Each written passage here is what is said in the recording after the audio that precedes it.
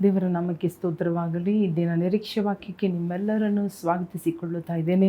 ದೇವರ ವಾಕ್ಯವು ಯಾವ ರೀತಿಯಾಗಿ ನಮಗೆ ಉಪಯೋಗವಾಗಿಯೂ ನಮ್ಮ ಜೀವನದಲ್ಲಿ ಆಶೀರ್ವಾದ ತರುವಂಥದ್ದಾಗಿಯೂ ಇದೆ ಎಂಬುದಾಗಿ ನಾವು ನೋಡುತ್ತಾ ಇದ್ದೇವೆ. ಇವತ್ತು ಕೂಡ ನೋಡಿಕೊಳ್ಳೋಣ ದೇವರ ಬೋಧನೆ ನಮ್ಮ ನಡತೆಗಳನ್ನು ಯಾವ ರೀತಿ ಬದಲಿ ಮಾಡುತ್ತದೆ ಎಂಬುದಾಗಿ.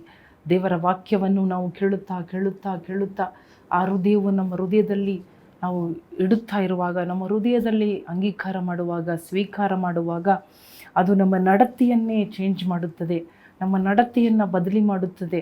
ನಾವು ಯಾವ ರೀತಿಯಾಗಿ ಇದುವರೆಗೂ ನಡೆದುಕೊಳ್ಳುತ್ತಾ ಇದ್ದೀವೋ ಆ ಹಿಂದಿನ ನಡತೆಯನ್ನು ನಾವು ನಿಲ್ಲಿಸಿ ದೇವರ ಹಾಗೆ ನಡೆದುಕೊಳ್ಳುವವರಾಗಿರುತ್ತೇವೆ. ಅದನ್ನು ನಾವು ನೋಡೋಣ. ಇವತ್ತು ತೀತನು ಹೇಳುತ್ತಾ ಇದ್ದಾನೆ, ಯಾವ ರೀತಿಯಾಗಿ ವೃದ್ಧರು ಅಂದರೆ ಪ್ರಾಯದವರು, ಯವನಸ್ಥರು, ಸ್ತ್ರೀಯರು, ಪುರುಷರು ಯಾವ ರೀತಿ ನಡೆದುಕೊಳ್ಳಬೇಕು. ಹಲ್ಲೆಲೂಯಾ. ಯಾವುದು ಒಳ್ಳೆಯ ಉಪದೇಶ ಅದನ್ನು ನೀನು ಇವರಿಗೆ ಹೇಳಿಕೊಡು. ಆ ರೀತಿಯಾಗಿ ಉಪದೇಶ ಕೇಳುವಾಗ ನಡತೆಗಳು, ಜೀವನವು ಬದಲಾಗುತ್ತದೆ ಎಂಬುದಾಗಿ ನೋಡುತ್ತಾ ಇದ್ದೇವೆ. ನೋಡಿ, ತೀತನಿಗೆ ಬರೆದ ಪತ್ರಿಕೆ 2ನೇ ಅಧ್ಯಾಯ 1-2 ವಾಕ್ಯವನ್ನು ನಾವು ಓದಿ ನೋಡೋಣ. The book of Titus chapter 2 verse 1 and 2. ನೀನಾದರೂ ಸ್ವಸ್ಥ ಬೋಧನೆಗೆ ಅನುಗುಣವಾಗಿ ಉಪದೇಶ ಮಾಡು. ಹೇಗೆಂದರೆ ವೃದ್ಧರು, ಮಧ್ಯಸ್ಥಿಕೆಯಲ್ಲಿರುವವರು, ಗೌರವವುಳ್ಳವರು, ಜಿತೇಂದ್ರಿಯರು, ನಂಬಿಕೆ, ಪ್ರೀತಿ, ತಾಳ್ಮೆ ಇವುಗಳಲ್ಲಿ ಸ್ವಸ್ಥರೂ ಆಗಿರಬೇಕೆಂದು ಬೋಧಿಸು. ಹಾಗೆಯೇ ವೃದ್ಧ ಸ್ತ್ರೀಯರು ಚಾಡಿ ಹೇಳುವವರು, ಮದ್ಯಕ್ಕೆ ಗುಲಾಮರೂ ಆಗಿರದೆ ದೇವ ಭಕ್ತೆಯರಿಗೆ ಯೋಗ್ಯವಾದ ನಡತೆಯುಳ್ಳವರು, ಸದ್ಬೋಧನೆ ಹೇಳುವವರು ಆಗಿರಬೇಕೆಂದು ಬೋಧಿಸು. ಇದಲ್ಲದೆ ಅವರು ಪ್ರಾಯದ ಸ್ತ್ರೀಯರಿಗೆ ನಿಮ್ಮ ಮೂಲಕ ದೇವರ ವಾಕ್ಯಕ್ಕೆ ಆಗದಂತೆ ನೀವು ಗಂಡಂದಿರನ್ನು, ಮಕ್ಕಳನ್ನು ಪ್ರೀತಿಸುವವರು, ದಮೆಯುಳ್ಳವರು, ಪತಿವ್ರತೆಯರು, ಮನೆಯಲ್ಲೇ ಕೆಲಸ ಮಾಡುವವರು, ಸುಶೀಲೆಯರು, ನಿಮ್ಮ ಗಂಡಂದರಿಗೆ ಅಧೀನರು ಆಗಿರಬೇಕೆಂದು ಬುದ್ಧಿ ಕಲಿಸುವ ಹಾಗೆ ಬೋಧಿಸು. ದೇವರು ತನ್ನ ಸೇವಕನಿಗೆ ಈ ರೀತಿಯಾಗಿ ಬೋಧಿಸಬೇಕೆಂಬುದಾಗಿ, ಈ ರೀತಿಯಾಗಿ ಉಪದೇಶ ಮಾಡು. ದೇವರ ಉಪದೇಶ, ದೇವರ ಬೋಧನೆ ಅಥವಾ ಈ ದೇವರ ವಾಕ್ಯ ನಮ್ಮ ನಡತೆಯನ್ನು ಬದಲಿ ಮಾಡುತ್ತದೆ. ನಡತೆ ಬದಲಿಯಾಗಬೇಕು. ಯಾವ ರೀತಿಯಾಗಿ ನಮ್ಮ ಜೀವನ ಇರಬೇಕೆಂಬುದಾಗಿ, ನಮ್ಮ ನಡೆ, ನಮ್ಮ ನುಡಿ, ನಮ್ಮ ಭಾವನೆ ಹೇಗಿರಬೇಕು ಎಂಬುದಾಗಿ, ಗಂಡ ಮಕ್ಕಳು, ಹಲ್ಲೆಲೂಯಾ, ಅತ್ತೆ ಮಾವ, ಸೊಸೆ, ಅಮ್ಮ ಮಕ್ಕಳು ಯಾವ ರೀತಿಯಾಗಿ ಇರಬೇಕು, ನಡತೆ ಯಾವ ರೀತಿಯಾಗಿರಬೇಕು ಎಂಬುದಾಗಿ ಬೋಧನೆ ಮಾಡು ಎಂಬುದಾಗಿ ದೇವರು ಹೇಳುತ್ತಾ ಇದ್ದಾರೆ. ಸೊ ಈ ಬೋಧನೆಯನ್ನು ಕೇಳುವಾಗ ದೇವರ ವಾಕ್ಯದಲ್ಲಿ ಏನು ಬರೆಯಲ್ಪಟ್ಟಿದೆ? ಪ್ರೀತಿ ಉಳ್ಳವರಾಗಿರಬೇಕು, ದಮೆ ಉಳ್ಳವರಾಗಿರಬೇಕು, ಸುಶೀಲರಾಗಿರಬೇಕು. ಹಲ್ಲೆಲೂಯಾ. ಮತ್ತು ನಾವು ಜಿತೇಂದ್ರಿಗಳಾಗಿರಬೇಕು, ಎಚ್ಚರಿಕೆ ಉಳ್ಳವರಾಗಿರಬೇಕು, ದೇವರ ವಾಕ್ಯಕ್ಕೆ ದೂಷಣೆ ಆಗದಂತೆ ನಡೆದುಕೊಳ್ಳಬೇಕು. ಇದೆಲ್ಲ ಯಾಕೆ ದಮೆ, ಯಾಕೆ ಕ್ಷಮಿಸಬೇಕು, ಯಾಕೆ ಪ್ರೀತಿ ತೋರಿಸಬೇಕು, ಯಾಕೆ ನಾವು ಮನೆಯಲ್ಲಿ ಕೆಲಸ ಮಾಡುವವರಾಗಿರಬೇಕು, ಯಾಕೆ ಗಂಡಂದರಿಗೆ ವಿಧೇಯರಾಗಬೇಕು? ಇವೆಲ್ಲದರ ಮುಖಾಂತರ ದೇವರ ವಾಕ್ಯ ದೂಷಣೆ ಆಗದಂತೆ ನೋಡಿಕೊಳ್ಳುತ್ತಾ ಇದ್ದೇವೆ. ಹಲ್ಲೆಲೂಯಾ. ನಮ್ಮ ನಡತೆ ಬದಲಾಗುವಾಗ, ದೇವರ ವಾಕ್ಯಕ್ಕೆ ಅನುಗುಣವಾಗಿರುವಾಗ, ಹಲ್ಲೆಲೂಯಾ, ದೇವರ ವಾಕ್ಯ ದೂಷಣೆ ಆಗುವುದಿಲ್ಲ. ದೇವರ ನಾಮ ಕೂಡ, ಹೆಸರು ಕೂಡ ದೂಷಣೆ ಆಗುವುದಿಲ್ಲ. ಹಲ್ಲೆಲೂಯಾ. ಅದಕ್ಕೆ ಈ ಬೋಧನೆ, ಅದಕ್ಕೆ ದೇವರ ವಾಕ್ಯ ಉಪಯುಕ್ತವಾದದ್ದು.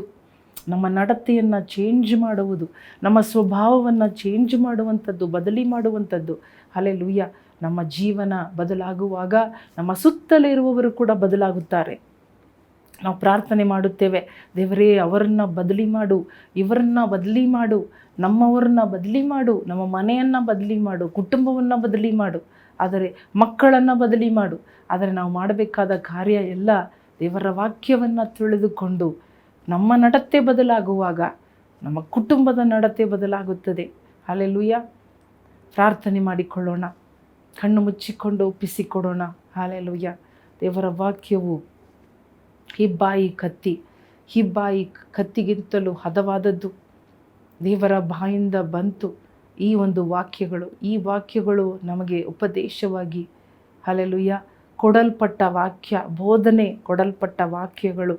ಯಾವುದಕ್ಕಾಗಿ ಬೋಧಿಸು? ಏನೆಂದು ಬೋಧಿಸು ಎಂಬುದಾಗಿ ತನ್ನ ಭಕ್ತನಿಗೆ ದೇವರು ಆಜ್ಞಾಪಿಸಿದ ಕಾರ್ಯಗಳು ಇದನ್ನೇ. ನನ್ನ ವಾಕ್ಯ ದೂಷಣೆ ಆಗಬಾರದು. ಜನರು ತಮ್ಮ ನಡವಳಿಕೆಯಿಂದ, ತಮ್ಮ ಮಾತಿನಿಂದ ನನ್ನ ವಾಕ್ಯಕ್ಕೆ ದೂಷಣೆಯಾಗಿ ಜೀವಿಸಬಾರದು. ನನ್ನ ವಾಕ್ಯಕ್ಕೆ ಮಹಿಮೆಯಾಗಬೇಕು. ನನ್ನ ವಾಕ್ಯ ಹಲ್ಲೆಲೂಯಾ ಉಪಯೋಗವಾಗಿರಬೇಕು. ಜನರ ನಡತೆಗಳು ಬದಲಾಗಬೇಕೆಂಬುದಾಗಿ ದೇವರ ಉಪದೇಶದ ಮಾತುಗಳನ್ನು ಕೊಟ್ಟಿದ್ದಾರೆ. ಆ ಉಪದೇಶ ಮಾತುಗಳನ್ನು ಕೇಳುವಾಗ, ಅದರ ಪ್ರಕಾರ ನಡೆಯುವಾಗ ನಮ್ಮ ನಡತೆ, ಜೀವನ ಬದಲಾಗುತ್ತದೆ. ನಾವು ಬದಲಾಗುವಾಗ ನಮ್ಮ ಸನ್ನಿವೇಶಗಳು ಕೂಡ ಬದಲಾಗುತ್ತದೆ. ನಮ್ಮನ್ನು ಬದಲಿ ಮಾಡಿಕೊಳ್ಳೋಣ. Lord change me lord. ಹೇಳೋಣ, ದೇವರೇ ನನ್ನನ್ನು ಬದಲಿ ಮಾಡಪ್ಪ. ನನ್ನ ನಡತೆ ಬದಲಾಗಲಿ, ನನ್ನ ಮಾತು ಬದಲಾಗಲಿ, ನನ್ನ ನುಡಿ ನೋಟ ಬದಲಾಗಲಿ ಸ್ವಾಮಿ. ನನ್ನ ಸ್ವಭಾವ ಬದಲಾಗಲಿ ಅಪ್ಪ. ಯೇಸುವೆ, ಯಾವ ರೀತಿ ನಡೆದುಕೊಳ್ಳಬೇಕು, ಯಾವ ರೀತಿ ನಡೆದುಕೊಳ್ಳಬಾರದು ಎಂಬುದಾಗಿ ನಿನ್ನ ವಾಕ್ಯ ಕಲಿಸಿಕೊಡುತ್ತದೋ ಅದರ ಪ್ರಕಾರ ಮಾಡುವವರಾಗಿ ನಮ್ಮನ್ನು ಬಲಗೊಳಿಸು. ಯೇಸು ಕ್ರಿಸ್ತನ ನಾಮದಲ್ಲಿ ಬೇಡಿಕೊಳ್ಳುತ್ತೇವೆ ನಮ್ಮ ತಂದೆಯೇ, ಆಮೇನ್, ಆಮೇನ್.